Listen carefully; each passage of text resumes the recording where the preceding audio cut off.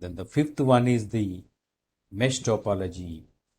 So here every system is connected with every other system directly. As a result, so it looks like a mesh. So it is a high complexity network. So connectivity is becoming more complex. So it looks like a mesh. So that is why the name mesh topology is given to this. So in case of all the topologies, whatever we have seen so far, depending on the number of systems, number of segments required are almost equal to the number of systems, and every system should have one port, that is sufficient. But in case of mesh topology, so every system is being connected with every other system.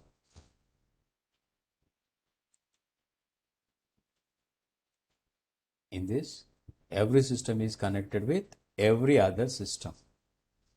So here, suppose this is A and this is B, C, D, and this is E.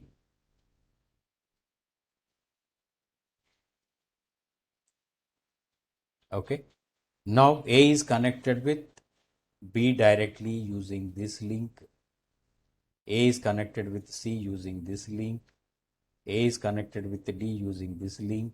A is connected with E using this link. Now B is connected directly with A using this link, connected with C using this link, D with this, E with this. Okay. Now if you see total now number of systems are 5. So N is equal to 5.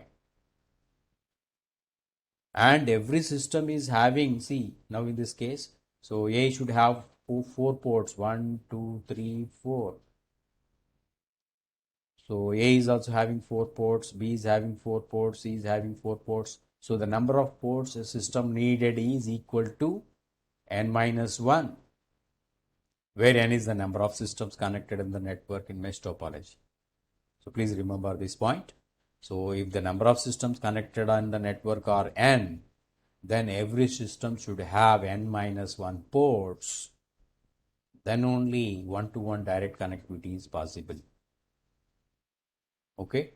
And total how many ports are needed in entire network? So each station, each system should have N minus 1 ports, and total number of systems are N. So the number of ports needed totally is equal to N into N minus 1. Okay. For example, in this particular C, so A is having 4 ports, B is having another 4, so A 4 plus 4 8, C is having 4 12, so D is having 4 16, and E is also having 4, total 20 ports. So total 20 ports are needed to connect the network for 5 systems. Then N is 5, so N into N minus 1. So 5 into 4, 20 ports. That is how, so we can say the number of ports needed N into N minus 1. If N is equal to 6, then 6 into 5, 30 ports are needed total. Okay. If N is equal to 10, so 10 into 9, 90 ports are needed. Likewise. So if I want to add one more system at this point, now this is to be connected with this. This is to be connected with this. Okay. This is to be connected with this. This is to be connected with this. This is to be connected with this. Likewise. So the number of ports so increases. So as a result, the connectivity also increases. The number of complexity also increases for expansion. Okay, but the communication is fast, because if A want to communicate with B, so directly A can communicate through this path, and B will respond on the same path again back. So because this link is only between A and B, so only A and B will use this link for their communication. So their communication is fast. If A is sending, B will receive, then B is sending, A will receive, like this. If A want to communicate with this is the link they will use. And A and D, this is the link they will use. A and E, this is the link they will use. Okay, this is how the communication is fast in this Okay, and reliability. Reliability also more, because if this link fails, still A is able to communicate with B either through this path via C or via D like this or via E like this. So still A and B are able to communicate using the other links if the direct link is failed. So in this particular case, A and B may not be aware of that this link is failed. So automatically the protocols will take care of choosing the other available path to communicate between two devices.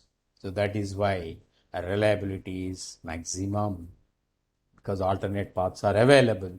So using the alternate paths, they will exchange the information between them. So that is the biggest advantage with this. So reliability.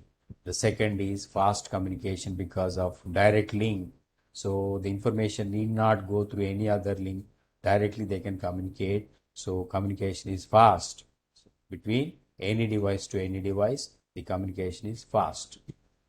That is another advantage. But the disadvantage is high cost, because so many ports are needed for every system. If I want to establish a mesh topology for 100 systems, then I should have 99 ports with every system. So 99 connections it should have with the remaining 99 systems direct. See how many. Now if we talk about the number of links, how many links are needed? So n into n minus 1 by 2. N into n minus 1 by 2. So now, so n is equal to 5. So n into n minus 1 is 20 by 2, 10 links. You see this is link 1, 2, 3, 4, 5, 6, 7, 8, 9 and 10.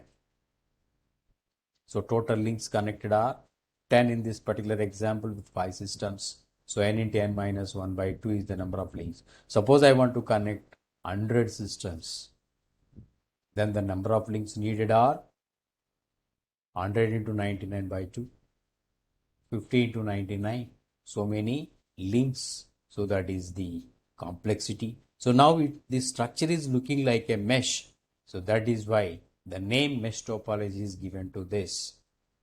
Okay, if the number of systems are increasing, so the number of links will increase, and every system should have n minus 1 ports. If I want to connect 100 systems, so every system should have 99 ports. So as a result, cost is very high in this.